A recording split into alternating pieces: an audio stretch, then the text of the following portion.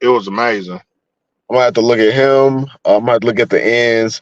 So I didn't look at a lot of the guys you mentioned because in that mock draft, they did have most of them being taken before the Lions took them. Now, like you said, it is possible the Lions do trade up to go get them. Like I said, I haven't looked at these guys, so maybe I would change my mind when I look at them. But as it stands right now, I'm not really thrilled with the amount of players in there. The thing that stands out the most to me is that this draft is deep at offensive tackles, and we don't really need an offensive tackle. Brad Holmes might mess around and grab one. The players that I did look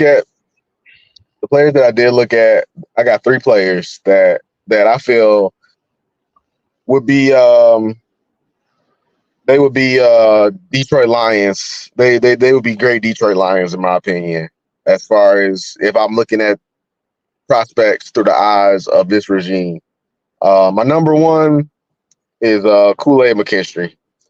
I didn't look at Nate Wiggins. I didn't look at my man you said Ennis whatever. But like I Rickshaw. said, yeah, like I said, they the mock draft had them going, top 20.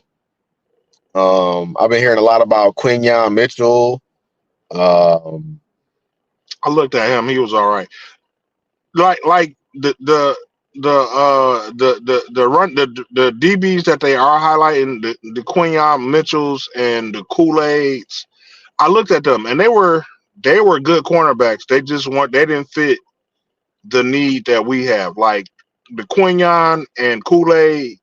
My only problem with them was that they look great, but all of their highlights and everything that I seen from them was all short to mid range. And the problem that we had with our number one corner was getting beat deep.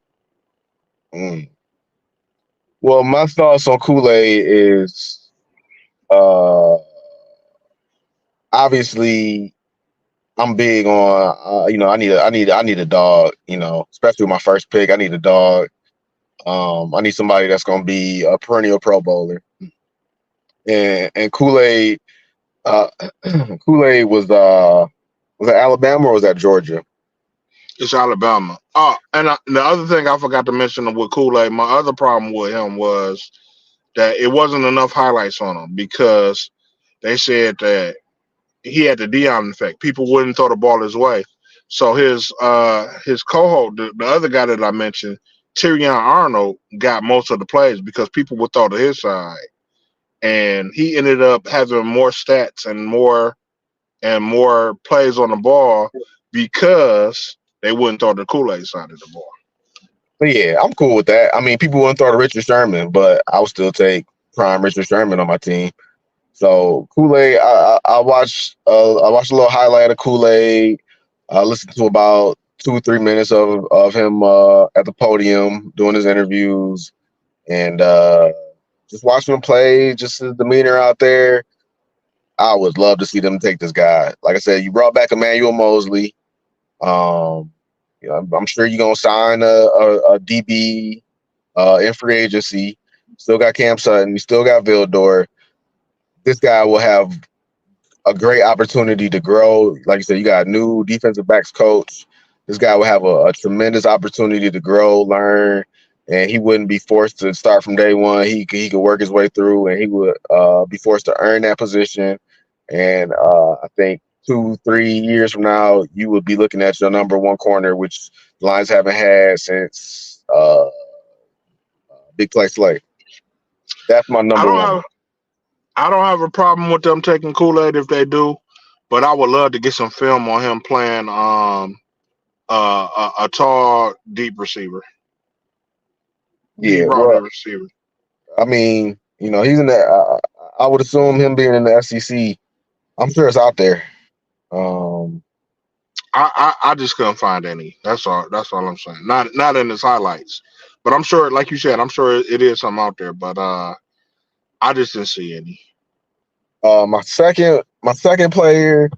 I really wanted to make this happen, but everything I saw kind of pointed to him being an offensive tackle. and I don't have his name written down. And even if I did, I couldn't pronounce it. But Panay Sewell got a cousin in this draft. That went to BYU, and I would. It sounds cool. That I was like, oh, let me watch his tape, and I was hoping to fall in love with him. But he's just a really good. He seems like a really good offensive tackle. He had a really high RAS score. Seemed like a good personality guy, but he did not. I mean that happens, but he wasn't. He was like the yin to Panay Sewell's yang. You know, like if they was brothers, Panay Sewell would be the big brother that do all the talking, and he would be the little brother. He'd be the little big brother, basically. You know, a little softer, and he still get down and dirty, but he not a killer like his brother. That's kind of the vibe I got. But he gonna be great.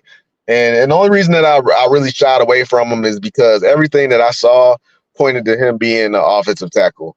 Now, obviously, they could move him, but I don't know if you would want to move him. And on top of that, he is highly regarded, so he'll probably get taken before the Lions pick as well.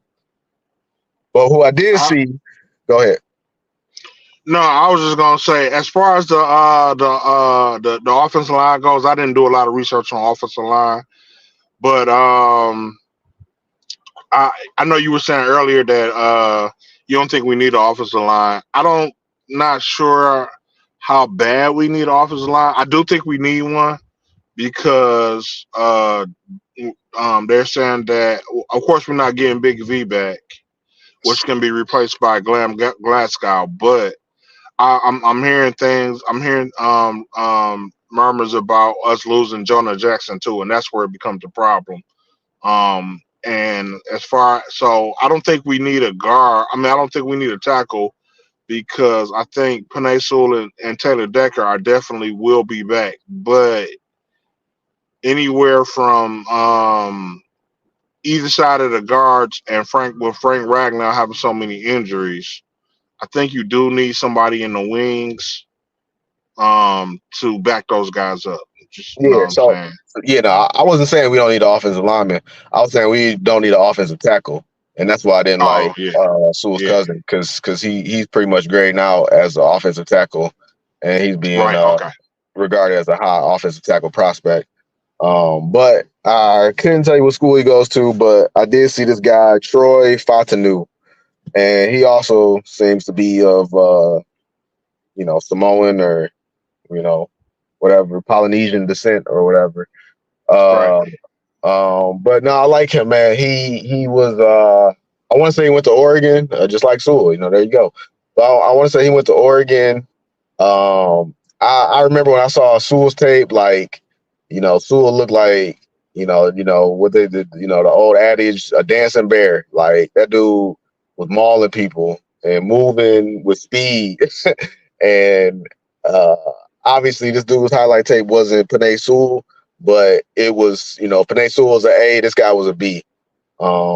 I really like the way he looked, seeing him move, seeing him hit, uh, pulling on the line for run blocks. I was like, oh yeah, yeah. All indications are that we will lose Jonah Jackson. So if you get this guy, Hmm. plug him in there, work him in with him and Sorsdal to see who comes out on top, I would love to see that. And I'm not sure if he can play center, so that'll come to light eventually. But my number two guy, Troy Fautanu. Yeah, I didn't look at a whole lot of offensive linemen. While I do think that's a need for me, that is a third pick. We either use how many second round picks do we got? We got two second round picks, right? All I know is they keep saying that we have four of the top 100 picks. So that would be like a third pick to me or a third round pick to me. Um, so yeah, like I said, my ideal, all these guys that I've listed, would either these are guys that I saw that were beyond on the mock draft, on the mock draft. These guys were beyond. These guys were 29 or beyond. So Okay. if I could get Kool-Aid and then in the second round I grab an offensive lineman, I'm with you. I'll be good with that. This guy I'm about to mention here, you're not gonna like this guy. You probably haven't even heard of this guy. This guy is probably gonna be your Jack Campbell, but Hmm. this guy out of all the players, I'm gonna say I looked at about 12 players, probably 12 to 15 players, and My out of Jack all, Campbell this year is DeJean. that's fair. I'm with you on that. I would be a little disheartened about that one. Uh, shoot, is this guy from Iowa? I don't know, but I see your Cooper DeJean, and I give you another white guy, um, Braden Fisk, D tackle. Couldn't tell you what school he goes to, but out of the 12 to 15 players that I watched, this guy. I'm sorry, this guy. I think this is the guy that. Now a lot of these guys, a lot of these prospects got Michigan ties. And if I'm not mistaken, this guy went to Western Michigan.